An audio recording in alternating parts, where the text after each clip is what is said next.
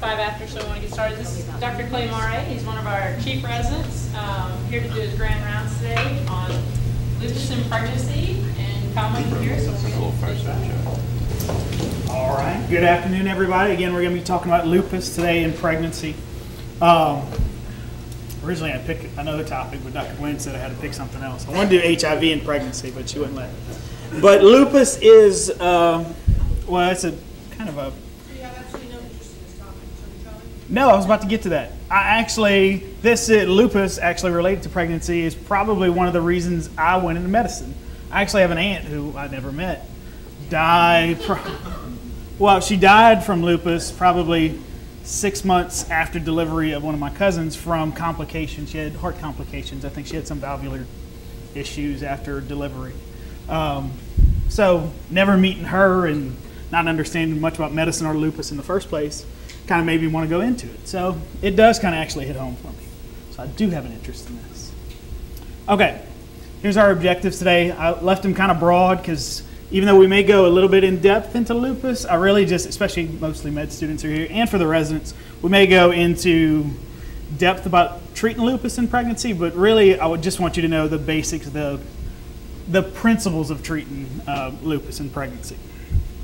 Okay. So, incidence. Lupus affects probably only about 2 to 8 people in the U.S., but that's with men. We have a high preponderance of lupus in women, and it's about 1 in 5,000 in women. You can see the sex ratio down here, and this is kind of a common theme with all the autoimmune disorders. It's a female to male ratio of 9 to 1. And again, lupus, there is mainly affecting the fertile patients that we'd see in our clinic from 15 to 45. There's other autoimmune diseases that are usually start kind of popping up usually later on, but lupus is kind of one of the outliers that pops up kind of in that younger age group that we see in our clinic, in the OB clinic. We also have a higher rate of lupus in minority groups. African American, Asian, Hispanic, and Native Americans are 3 to 1 incidence compared to white individuals. All right, here's the big thing about lupus is nobody knows exactly where it comes from, though there are a lot of kind of contributing factors.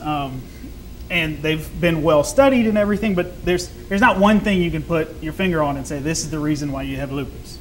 But things that have been looked at and that have been linked with it, there are some genetic causes. People with class H2LA, which is one of the immune complexes. If you have any defects on those, you have a higher rate of lupus. Also, the black race, as we already talked about. And then there's a higher concordance with monozygotic twins. So people with the same DNA often have similar phenotypes. They both will, at a higher rate than, say, the general population, express lupus phenotype. And also with even dizygotic twins, which usually have different DNAs. There's a hormonal relationship, and this kind of helps explain at least some of the kind of female dominance of people who have lupus, is that estrogens upregulate your T cell response. So we have kind of an elevated, especially related to pregnancy, an elevated immune response, which can lead to some of our symptoms we see. Also, there have been studies of older women who are getting hormone replacement therapy, who by just getting extra estrogen for hormone replacement therapy, this can induce lupus. So estrogen does play a role, and is probably why the reason we have such a female dominance of this disease. And then there's environmental factors. Sunlight, of course, everybody knows the photosensitive rash of lupus, but also smoking, stress, and if an individual has high titers of Epstein-Barr virus have been linked to lupus. And then there's, of course, a separate class, not systemic lupus, but drug-induced lupus, which the big 3 medications we look for that are associated with it are these. And I highlighted hydralazine because that's a medicine we use a good bit. But the big three, hydralazine, procainamide, and isoniazid. But again, there's roughly 40 or so. So there's a long list of drugs that can cause symptoms that are kind of look very similar to systemic lupus. Okay, so I already said that we don't really know exactly what causes it exactly, but we do know kind of that there's some autoantibodies floating around in the system that are kind of responsible for everything. Where they come from and why exactly they develop is still kind of up for debate, or maybe caused by a lot of different things, but it's caused by autoantibodies. And these autoantibodies can be for a lot of different things. It's usually intracellular or something in the nucleus that the antibody's for. The big one that everybody's aware of is ANA, which is really not sensitive for lupus at all, but it is very specific. So meaning if you test negative for an ANA, you probably don't have lupus, probably 95% of the time. Two of the tests, once you get an ANA, usually some of your follow-up tests are the anti-double-stranded DNA and the anti-Smith antibody, which are a lot more sensitive than the ANA, with sensitivity of 50% and 25% respectively.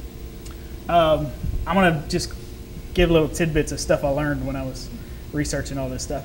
So anti-Rho and anti-La, if you look up, that's what most books you'll find now. They're called anti-Rho and La, but they're originally called anti-SSA and anti-SSB. And the SS, it took me forever to find this. But anyway, because I always wondered in med school, and usually just, you're looking through your notes and you just call them what they are. But these were originally found in Sjogren's syndrome, so that's why they're the SS for both of them. They're SSA and SSB. But now we call them anti-Rho and La, and we'll go into some complications we can have from these later on. Other things you can have autoantibodies for are histones and ribonucleotide polypeptides. Okay. So these autoantibodies are floating around and they're damaging cells. But where did they originally come from, or kind of what's the process that they kind of get extruded, or they're in the serum? And this is kind of one of the new leading kind of causes they think that may be where we originate all these autoantibodies for. They think it's, so in apoptosis, when we have programmed cell death, so usually this follows a set pattern, a set list of kind of what's going to happen. We have, the cell starts to shrink, we start to have these blebs, and very systematically they're taken care of by the immune system. Well, one of the theories is that either one of the genes associated with apoptosis is messed up, maybe this complement, C1q, or something goes wrong with apoptosis. So instead of a real systematic getting rid of all these dead cell contents, for some reason it doesn't get put away. It doesn't get put away and disposed of like it should be, and then we have this dead cell floating around that eventually break down in an unorderly process, and then you have some of these nuclear antibodies and different cell kind of haptens, or just things that the body can respond to, floating around in the plasma. And eventually the immune system will recognize these things that are not usually exposed to the serum and start to create autoantibodies for them. And this is kind of explained, or why UV rays or damage from sunlight can cause worsening and rash. So you have this UV exposure, you have cell damage on the skin, and then normally you would have normal apoptosis in that orderly fashion, but because of some reason, maybe like with the complement mediated cell destruction and exactly going to plan, you can have these cell parts and these autoantibodies floating around, and this causes a worsening rash that's seen with sun exposure. Okay, I just put this up because we're not going to go through everything. Lupus, you have autoantibodies floating around your whole system. So really any organ system can be affected. And to go through all of them was probably beyond the breadth of this lecture or this Grand Rounds. But we will go through a couple of them in detail. But this is just a big list of everything that can go on because of these autoantibodies floating around. Okay. All right, this is, and I'll put on the bottom, you can't read it because it wasn't red, but it looks like it came out in black. This is a slide that I did pilfer from Dr. Burney. This is straight from one of his riveting lectures, and he's in a better place now. But this is his mnemonic, or this is his acronym that he always taught his med students, and I think everybody who went through LSU probably remembers this, because it's really easy to remember. Soap Brain MD, and you need four of these 11 criteria to be diagnosed with lupus. And we'll go into the specifics of all of them, but this is an easy little mnemonic to remember. Okay, and these are some of the physical signs you can see. Most of them are internal immunologic or things like that, but things you can actually see on the skin and lead to diagnosis. We have the malar rash that's classic for lupus. Usually doesn't involve the nasolabial fold, but kind of both cheeks. It can be raised, but it's usually this red kind of butterfly-shaped rash.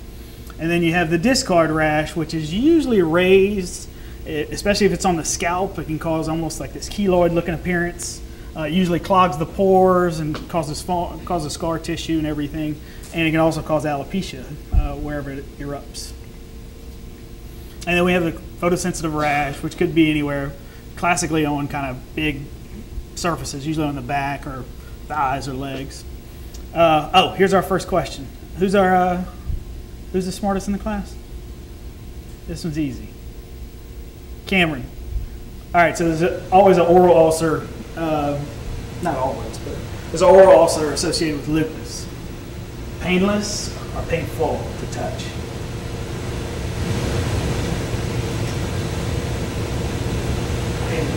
Painless. All right, good. All right, so these are the actual specifics. Did you just guess? Yeah. Did I? Okay, so this is the specifics of the actual criteria. So we have the malar rash, the discard rash, photosensitive rash, we have the oral ulcers. Then we can have arthritis. So arthritis, not arthralgia. So just pain at a joint doesn't mean anything. It's not osteoarthritis. It's actual swelling, tenderness, and maybe even an effusion. It has to be in two or more joints. Then we have serositis, which is usually, most classically, is with pericarditis, which you'll hear like a friction rub, or you can see on EKG.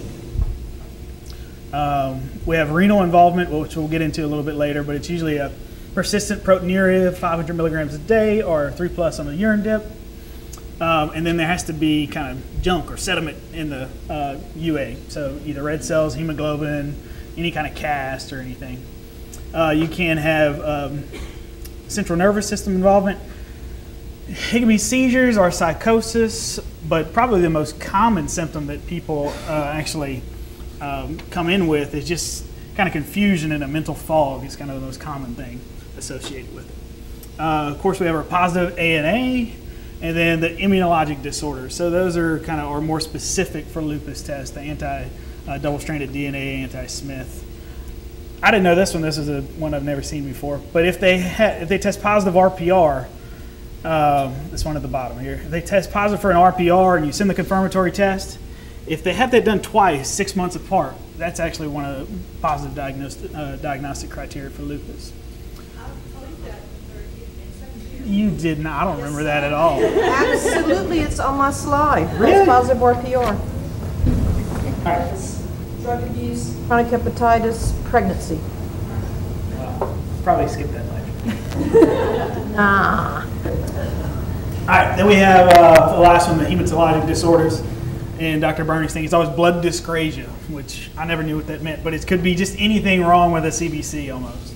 You have an anemia, you have a leukocytopenia, you could have thrombocytopenia, or what's that, lymphocyte count less than 1,500. So really anything wrong with the CBC could be attributed to lupus. Okay, briefly just an overview of treatment, because there's a lot of things that can happen in lupus, and really one of the things I just want you to know about this whole thing, treating it, and this is outside of pregnancy, is just, it's usually organ focused. Whatever the patient actually comes in with, whatever their complaint is related to lupus, is kind of how you treat it. Again, you kind of want to put them on some kind of a medicine that's like general, keeps their symptoms kind of in check. But if they come in acutely, you kind of just treat whatever they come in with. They come in with a rash, you treat the rash. They come in with renal involvement, you kind of go specific to renal involvement.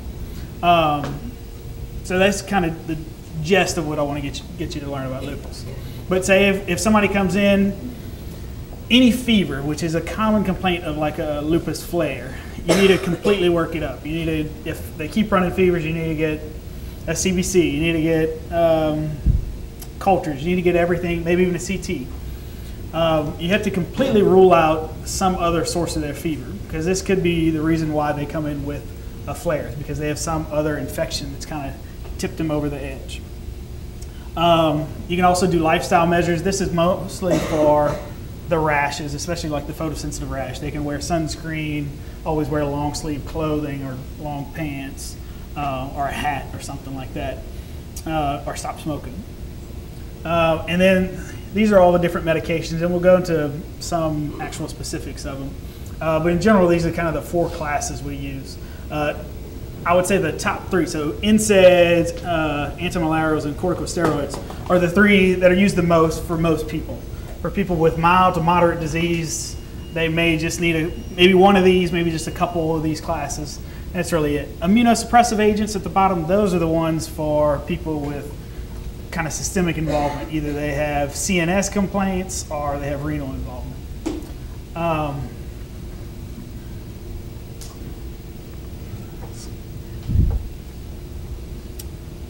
So treatment, again, this is just in general. So lupus, one of the common things common words you hear when you talk about lupus is flares.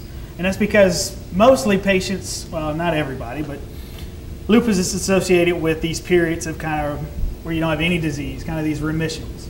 You don't have anything going on, and then all of a sudden you have this flare you'll have something pop up and it may even worsen your disease, but most of the time you're in remission and you just have these flares, these kind of peaks and troughs.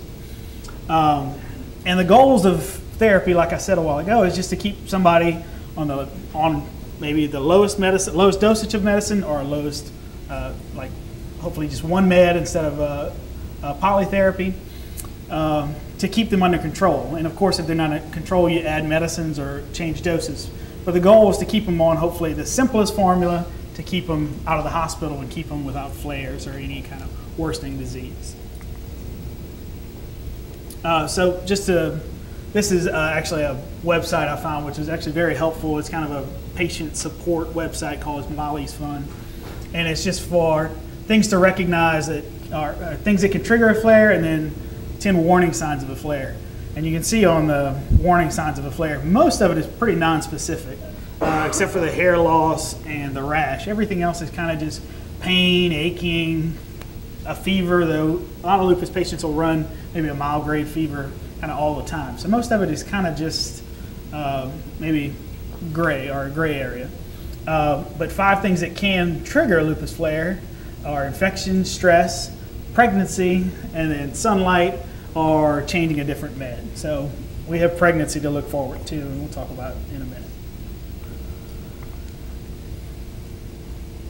Okay, so when a patient comes in the acute setting, it's good to, and this is true for almost any disease, but it's good to kind of risk stratify them, or stratify them kind of what exactly does this patient need. And therapy-wise, there's kind of for low and moderate, usually you don't bring out the big guns yet. Severe, those are the people that get the kind of the monoclonal antibodies and the big-time immunosuppressants.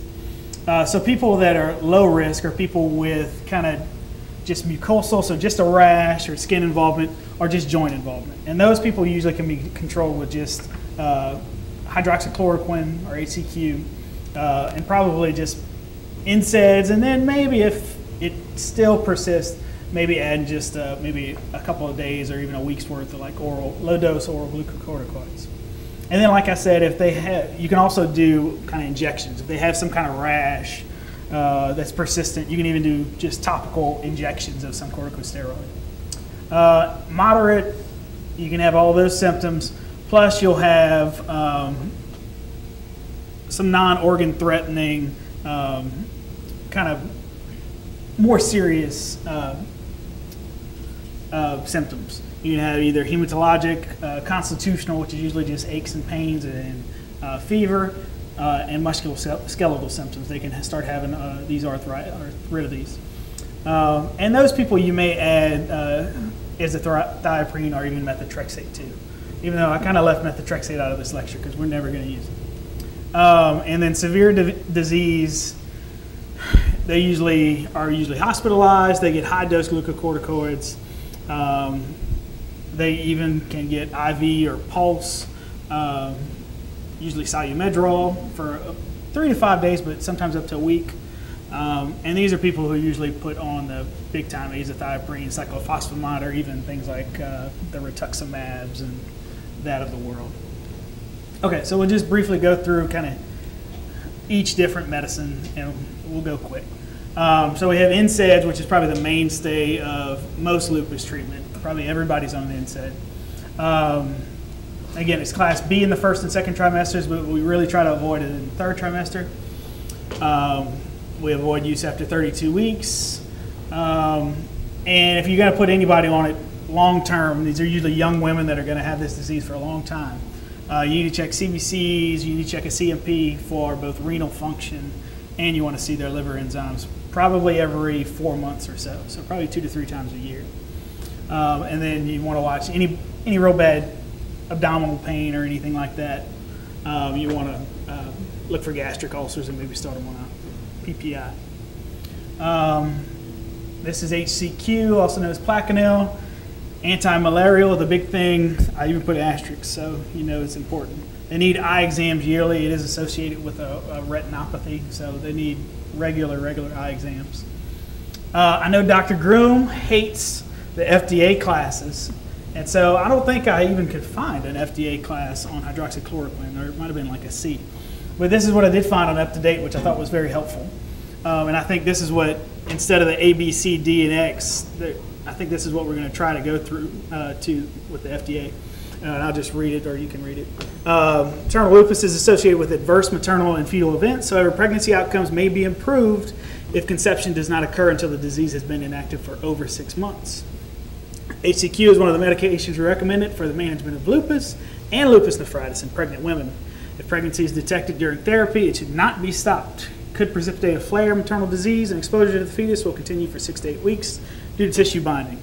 Maternal use of HCQ may also decrease the incidence of cardiac malformations associated with neonatal lupus. So that's much more helpful than just a class A, B, C, or D, which B, C, and D tell you almost nothing about this medicine in pregnancy. And A just tells you that there's no risk. So that's a lot more helpful, and hopefully this is kind of what we're going to instead of the FDA classes. And then we got our 4 steroids we use. We're kind of more familiar with the top 2, betamethasone and dexamethasone. We use it a good bit for kind of augmenting fetal lung maturity in preterm babies that are at risk for delivering.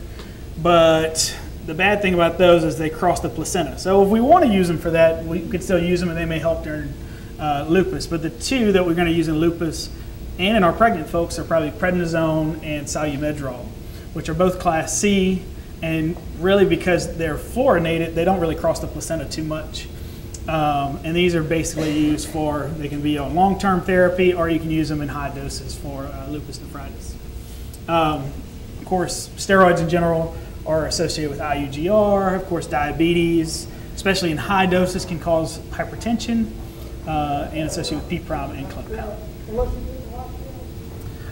Azathioprine, it's class D, and this is Imuran.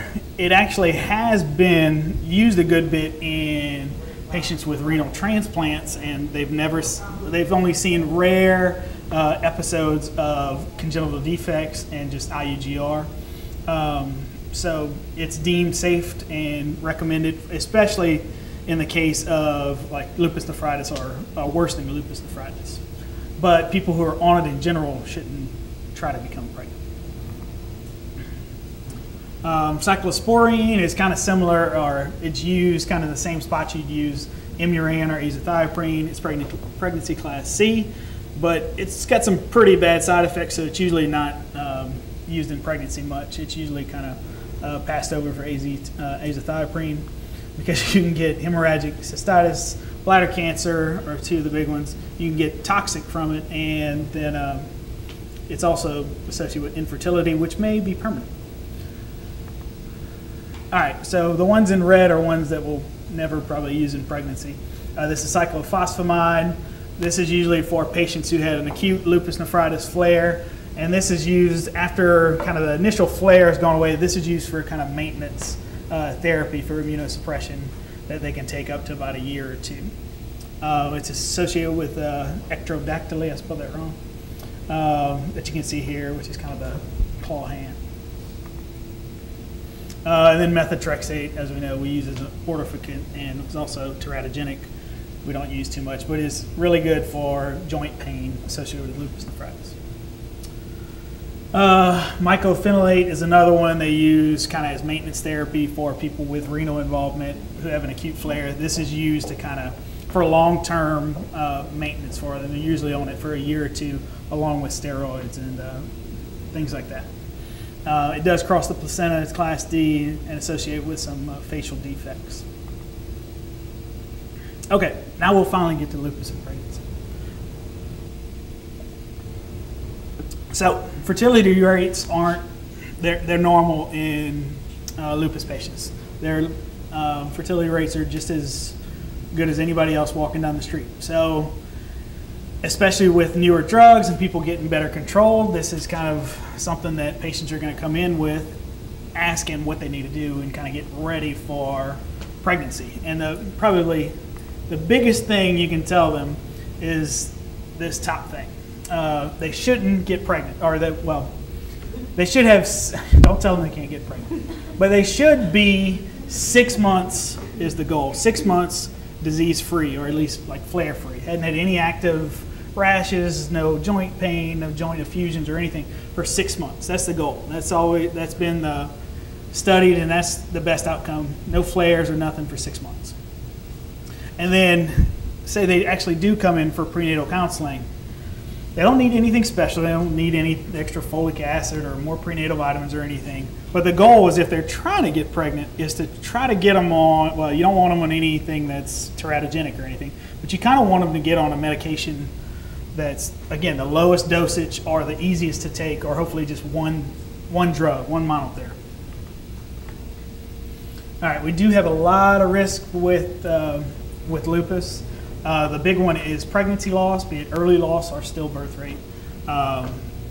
The rate of fetal loss from back in 2008 was the last one I saw done, was about 45%. They have increased rates of worsening maternal disease. You can get nephritis, which we'll talk about later, but they can get nephritis in pregnancy, and sometimes it progresses to maybe even end-stage renal disease, which usually is not reversible even after pregnancy, after the postpartum period.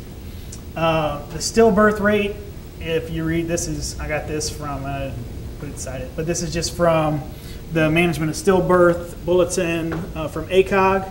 And if you look through that bulletin, this is by far the highest rate of stillbirth of any other kind of chronic medical disease or anything. That this and renal disease have the kind of highest rates of complications, and lupus patients get renal disease, so that's good. But their stillbirth rate is about 40 to 150 per thousand, with an odds ratio of 6 to 20. And anybody with history of lupus, and they come in reporting either recurrent pregnancy losses in the first trimester or one loss in the second trimester, because all these autoimmune disorders are it's really a spectrum of disorders. Even though they're kind of separated, we have lupus and we have antiphospholipid and we have rheumatoid. They're all caused by these autoantibodies to something in the body. And so, especially in lupus, it's highly associated with antiphospholipid. So anybody with a real bad OB history should be screened for antiphospholipid syndrome, which is the whole lupus anticoagulant, beta-2 glycoprotein, and what am I, anticardiolipin? That's right. Yeah, I read these. So they should be screened, and the next slide is going to be is just from Creasy. It's the treatment of antiphospholipid. So lupus flares in pregnancy. This is why that whole getting controlled 6 months in advance is important. So people who are controlled for 6 months prior to getting pregnancy, their rate of flare during pregnancy is about maybe a quarter or so, 7 to 33%. But people who get pregnant with active disease in the last 6 months before conception, their rate of flare is about 2/3. It's like 60. I think it's right at 66%. And again, these flares can cause worse things, especially renal disease, which may be permanent. And also a big risk is preeclampsia. Their rate of preeclampsia with lupus is 13%, and almost 2/3 if they have associated renal disease. So this is if you have a lupus patient and then you screen them for antiphospholipid syndrome, and this is what their testing comes back. If they're high titer, if they either have lupus anticoagulant or high titer for anticardiolipin, if they've only had maybe one loss or they're just a primip, you can consider aspirin regimen, but also no therapy or kind of just observation is warranted. Of course, if they're a multip and they've had 2 pregnancy losses in the first trimester, or less than 10 weeks, or one after 10 weeks, they should be on aspirin and heparin or Lovenox from conception, or actually from identification of a heartbeat. And then if they only had preeclampsia or associated IUGR with their last pregnancy, usually we just start them on a baby aspirin in the first trimester. And then people with low titer for anticardiolipin, there's generally accepted no therapy if they have just one fetal loss or their primip, but everything else is the same. They'll be on aspirin with recurrent losses in heparin, or if they just have preeclampsia, they'll be on aspirin too.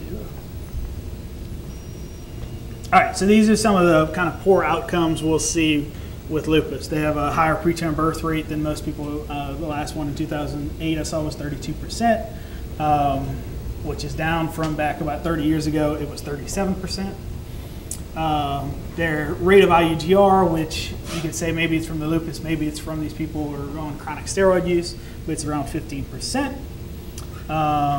Pulmonary hypertension it's not a real common one. I think it's less than 1% of people with lupus, but it's a pretty serious complication. Neonatal lupus, we'll go into that later, so I didn't put anything else by it. And then CNS involvement, you can see transverse myelitis or even corium gravidarum. And then this is one thing that I kind of just at the end of one of the paragraphs, I looked it up on Up to Date, which is true. Lupus has been linked to learning disabilities in male offspring. It's only 1 in 20 male offspring, so it's about 5%, but it has been associated with that.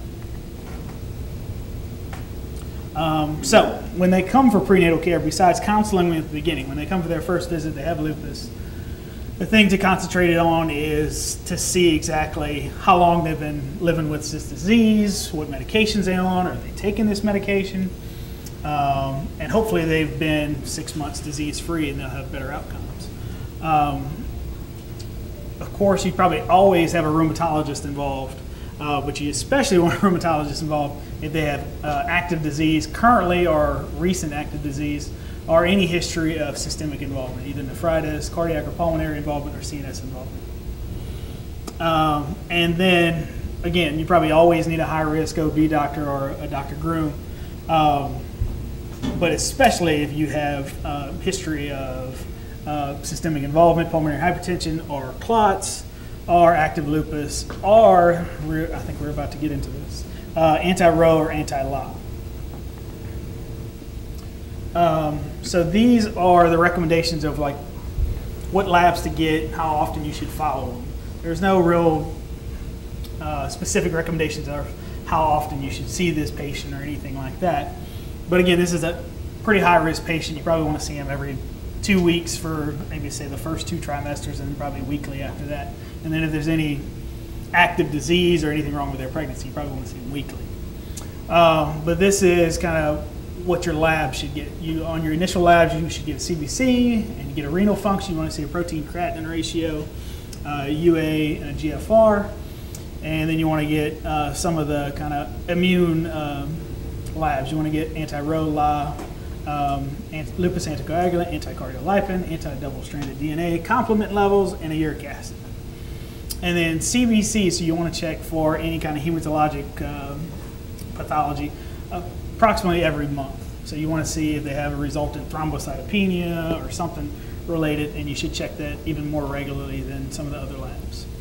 And then you want to kind of double check some of these initial labs, some of the immune functions and renal panel, usually every trimester. This is one thing. So don't just treat labs, and I think Dr. Barrow is a big proponent. You don't treat labs. If the patient's asymptomatic, you really, both the rheumatologist and all the data from the OB, you don't treat people.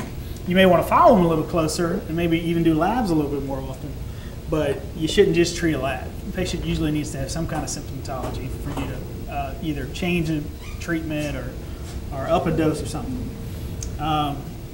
And again, like I said, you just want to be organ system specific. If they just have a rash, treat the rash. Don't start them on some systemic medicine. But otherwise, if they're well controlled, you can see these patients. Well, again, they're high risk. You want to see them a little more often, but they can just have routine visits, maybe every 2 weeks or so. The big things to watch for is worsening proteinuria or blood pressure issue, hypertension, and then just keep in the back of your mind that they are at risk for IUGR and stillbirth. Antenatal testing for people with collagen vascular disease, usually it says, in our little Bible in the clinic, it says 30 weeks, but usually it's between 28, right at the end of second trimester, or 30 weeks, so somewhere about 28, 30 weeks. Okay, so that's the general thing about lupus. And there's there's 3 or 4 things I wanted to mention just in specific. The first big one is neonatal lupus. I see Dr. Koo just left. So neonatal lupus is seen in mothers with anti-Rho or anti-La antibodies. One thing you'll see is on both these babies, they have this associated rash, kind of looks like the discard rash you'll see in the moms. But the big thing that we worry about is this congenital heart block that's seen in about 2 to 3% of these patients. And even though that's only 2 to 3% of babies born to lupus moms, that's probably, it's 80 to 95, so a good majority of the prevalence of congenital heart block is from this. So this is a question I think Dr. Groom always has every time we have a lupus patient. Rheumatology always says this, get like a fetal echo between 18 and 24 weeks. And what do you always say, Dr. Groom? Remind me. Okay. Well, usually, like, what are we going to do with this? Well, okay, if you go back and you look at the literature on this, you have to measure changes in the PR interval. And technically that's very difficult. And the literature is very mixed on this. So, yeah, I mean, okay. I got Dr. Keel to do this once.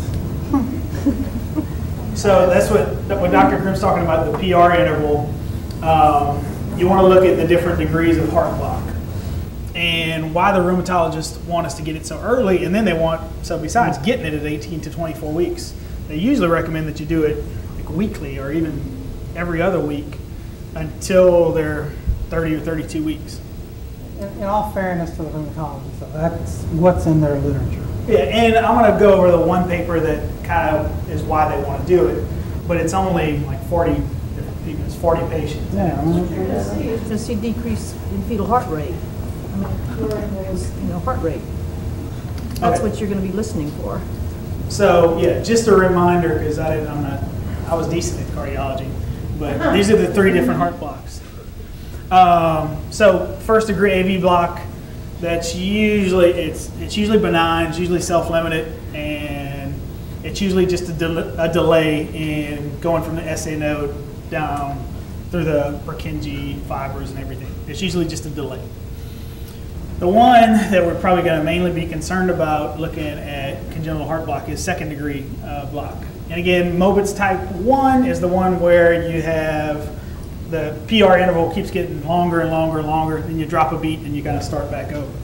And then Mobitz type 2 is probably the one we're really mainly worried about, because this is the one that can progress into complete heart block. You have a certain number of P waves, and that's how they usually describe it, like 2 to 1, 3 to 1. However many P waves get you to, however many atrial contractions kind of get you to have one ventricular contraction. And then you have complete heart block, where there's no communication between kind of the top of the heart and the bottom of the heart. The ventricles kind of just beat on their own, and that's what's called that escape rhythm that you'll have. And it's usually a lot slower than if you had it coming from the SA node. Okay, and this is the big study, the PRIDE study. It was a multi-center study done mostly in the Northeast and a little bit in Canada. And this is kind of why the rheumatologists want us to start doing these fetal echoes and looking for this. They had 40 patients in total. Again, this is not randomized or anything. They had 40 patients. They treated 30 of them, and they didn't treat 10. And by treatment, they gave the moms dexamethasone 4 milligrams daily. And this was done at the first time they went in for this fetal echo.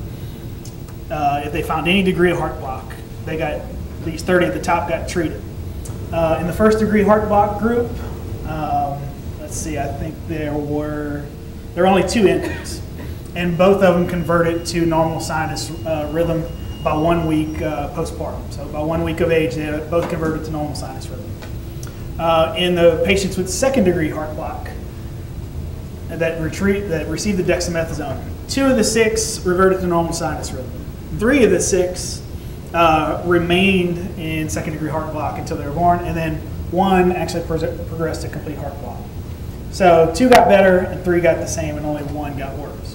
And then patients, the 22 that had third degree heart block and got dexamethasone, none of them regressed. So they all had complete heart block at delivery. And then our patients who didn't get any dexamethasone, there was only 1 with first degree heart block, and it got better. There was none with the second degree heart block that we're kind of concerned about, and the 9 with third degree heart block, there was no regression. So the big things we'll get,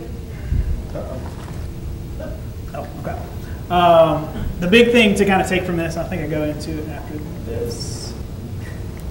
The big things to take from this is that, like in first degree heart block, nobody really knows if it's even worth treating. The rheumatologists actually right now recommend we don't treat first degree heart block if you see it at these early fetal echoes. The second degree heart block, they're all in agreement, should be treated, because there are other studies that kind of back this up, but this is kind of the first and then one of the bigger ones. Second degree heart block either gets better or stays the same in most patients. So they recommend treating anybody with second degree heart block. So you keep them on this dexamethasone 4 milligrams daily, and you keep doing these fetal echoes every week. Now the one thing they say, and this is, and especially you see in the third degree heart block, nobody got better. Once you get third degree heart block, it's usually permanent and never gets better.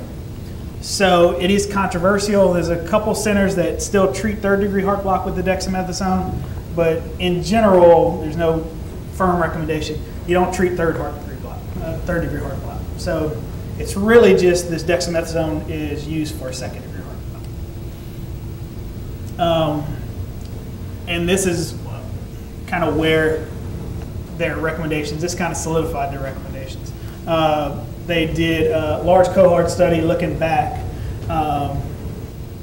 at kids that were born to lupus mothers that had congenital heart block. Overall, the fatality rate was around 17%. Poor prognostic factors for complete heart block is if it was diagnosed early, you develop any fetal hydrops, or there's a real low ventricular rate. And minorities also did worse than whites. But their survival rate at 10 years was 86%. Now probably about half or so, will require pacemakers, and they're at an increased risk. I think it's about 12% for a patient born with congenital heart block that they'll develop an autoimmune disease in the future. And they're still, even though their survival rate's pretty good, they are at increased risk of kind of sudden cardiac death as in kind of their late or in teenage years or late childhood. But this is with complete heart block. Treatment with the glucocorticoids did not improve their survival. Whether they had gotten it when they were a baby, it really didn't matter. All right, so this is just, I've pretty much mentioned all this. So screen all these anti-rodent and positive models from 18 to 26 weeks. If you find a heart block, you want to do these fetal echoes every week until 32 weeks. So I don't know if you're going to have to get with Dr. Keel or what if you ever have one. It seems like a lot of work for y'all. Again, I mean, it's not accurate stuff.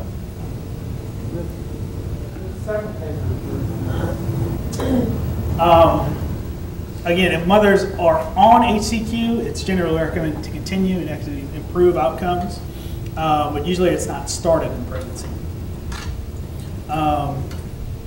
And those mothers who have babies with congenital heart block should be placed on HCQ before their next pregnancy, because it has been shown to decrease their rate of fetal heart block in the future, having another baby with fetal heart block. Again, treat usually just second-degree heart block. Don't treat either first degree or third degree. You can treat with dexamethasone or betamethasone. And again, it's controversial to treat first and third degree. Okay, one more special concern. So we just talked about neonatal lupus. The other big one is lupus nephritis. So the definition of lupus nephritis is a persistent proteinuria, 500 milligrams, so about a half a gram a day, 3+ in a urine dip, or protein creatinine ratio of greater than 5. Then you have to have what's called an active urine sediment. So it has to be real cells. It can't just be cast of old cells, unless it's cast of white blood cells or RBCs. But if it's just a hyaline cast, it's usually not deemed an active urine sediment. Renal biopsy, it's not mandatory. This is how some of the rheumatologists, there's 5 classes of different lupus nephritis, and this is how you would actually get put in one of these classes. But it's not mandatory that you get one. And then this is the one I like, that it just needs to be validated by rheumatologists and nephrologists. If they agreed that this worsening nephropathy was from lupus, then it was lupus nephritis. And usually it's caused by, so you get these oral antibodies and they bind to something, usually some kind of nuclear component, and they kind of get clumped up and lodged in the kidney, causing more and more fetal renal damage. Severe disease puts you at risk. So if you get real severe disease, you got maybe only 5 to 10% of your kidney function. It can put you at increased risk of having DVTs and PEs. And if it progresses to end-stage renal disease, you may need dialysis. One thing about if patients do progress to end-stage disease, with lupus, usually if they need to get a transplant, they get put on a transplant list.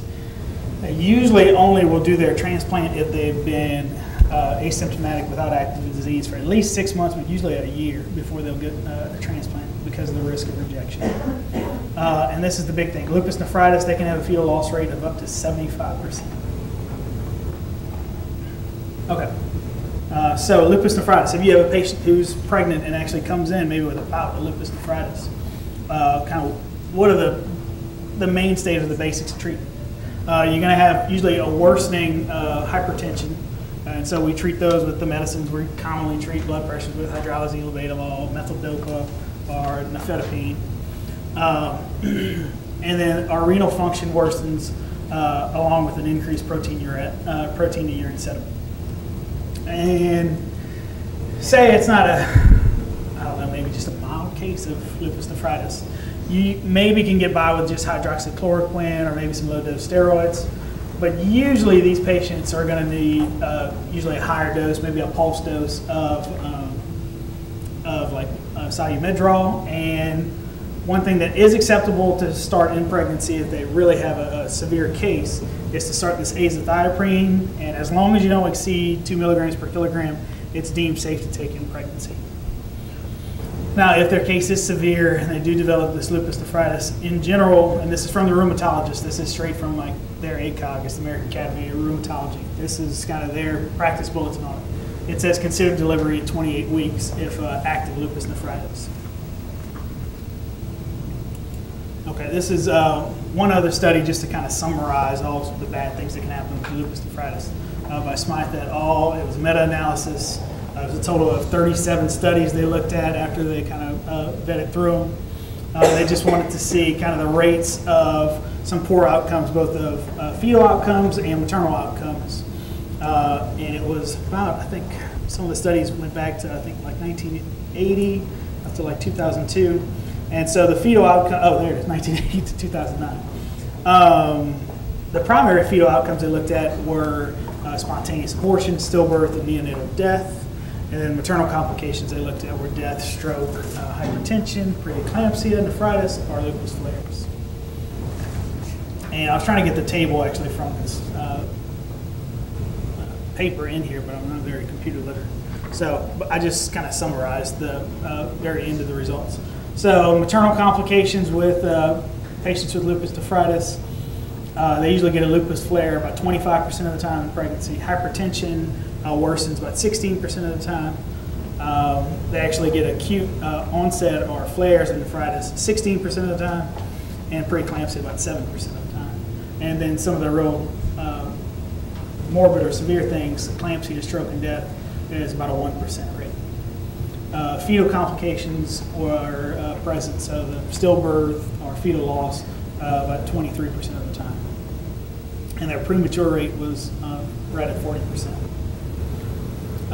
So what they concluded from that systematic review, active lupus nephritis increases the risk of adverse pregnancy outcomes, particularly premature birth and hypertension. And these findings, the findings in the paper support their current recommendations of calling for avoidance of pregnancy until all manifestations of nephritis are quiescent.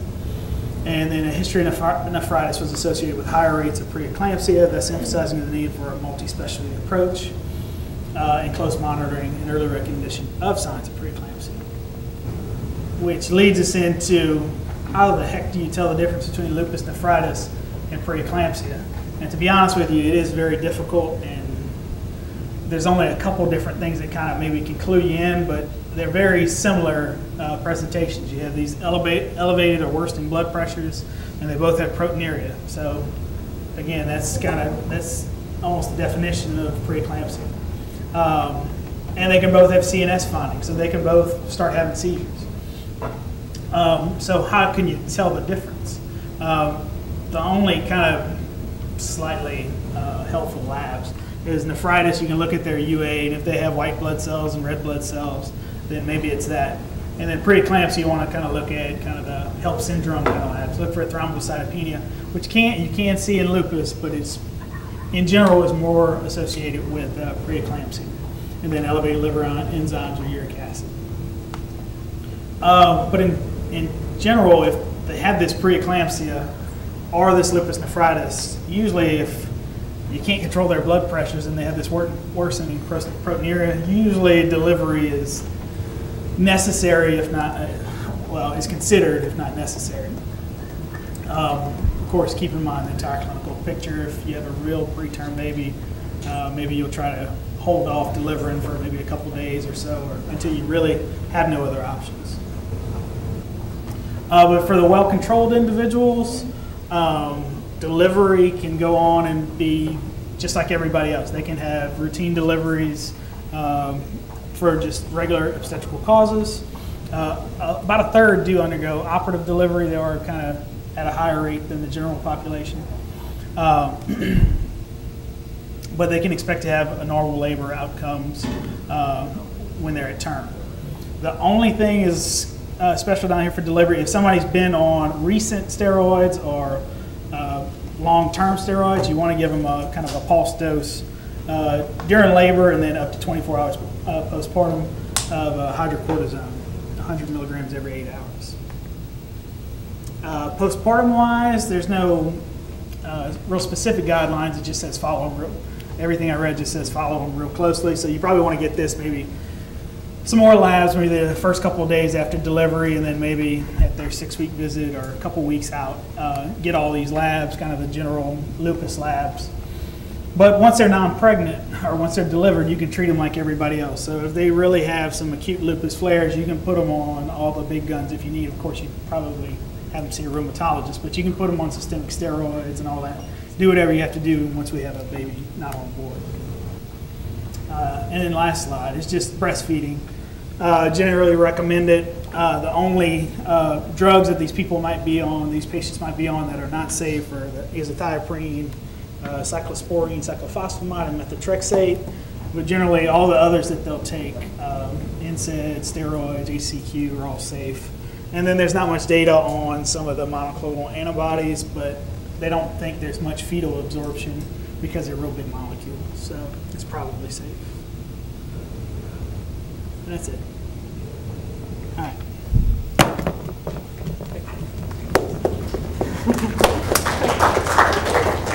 Okay, I want to ask a question. I don't know if you know the answer, Dr. How does dexamethasone help treat heart block? Well, I think the anti-Rho and anti-La actually attack the fetal conduction pathway. And so since... It's like an immune response. It's like an immune response. Yeah, so those are both dexamethasone and betamethasone are the two steroids that actually cross the placental membrane, placental barrier. So it actually gets to the baby and prevents that anti-Rho and anti-La response to the fetal kind of conduction pathway. I have a question. On your labs, a lot of it was like you repeated the anti-double-stranded DNA. What's the purpose of repeating that once they're already diagnosed with lupus? Anti-double-stranded DNA is usually a predictor, like worsening or increasing double-stranded DNA has been linked to like increasing flares or kind of precipitate flares. So usually if your anti-double-stranded DNA titer is elevated or increasing, then they may have worsening disease. Even if they don't have symptoms at that time, it may be coming or something like that. So if it's worsening, you might want to, again, I said if they're not asymptomatic, you may not want to do anything on their treatment-wise, but you may want to see them more often because they may be getting ready to have a flare or some kind of outbreak. I thought they're like confirmatory. Any other questions? Good job, bud. Good job. Thank you.